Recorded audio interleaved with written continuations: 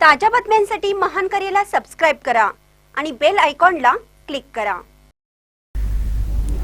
जयसिंगपुरात अवैध व्यवसाय दिवसा बंद मात्र रात्री चोरून चालू असल्याची चर्चा। कोल्हापूर जिल्हा पोलीस प्रमुख म्हणून नुकतेच योगेश कुमार गुप्ता यांनी पदभार स्वीकारला। जिल्ह्यातील अवैध व्यवसाय हद्दपार करणार असल्याचे व गुन्हेगारी मोडीत काढणार असल्याचे त्यांनी जाहीर केले आहे। यामुळे जयसिंगपूर येथील अवैध व्यावसायिकांनी जिल्हा पोलीस प्रमुख योगेश कुमार गुप्ता यांचा धसका घेतला आहे। मात्र काही अवैध व्यवसाय चोरून सुरू असल्याची चर्चा शहरामध्ये ऐकायला मिळत आहे।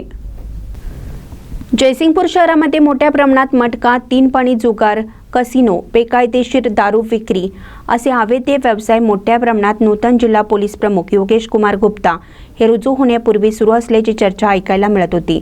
मात्र जिल्हा पोलीस प्रमुख योगेश कुमार गुप्ता यांनी पदभार सांभाळल्यानंतर अवैध व्यावसायिकांच्या विरोधात बडगा उगारला आहे।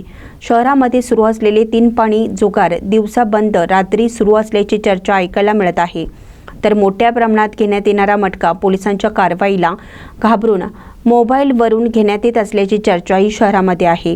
यामुळे सुसंस्कृत व विद्येचे माहेरघर असलेल्या जयसिंगपूर शहरातील अवैध व्यवसाय नुकताच पदभार घेतलेल्या नूतन जिल्हा पोलीस प्रमुख योगेश कुमार गुप्ता यांनी समूळ नष्ट करून शहर अवैध व्यवसायमुक्त करावं अशी मागणी शहरातील सुज्ञ नागरिकांमधून केली जाते आहे। महानकरी न्यूजसाठी जयसिंगपूरहून इजाज खान पठाण।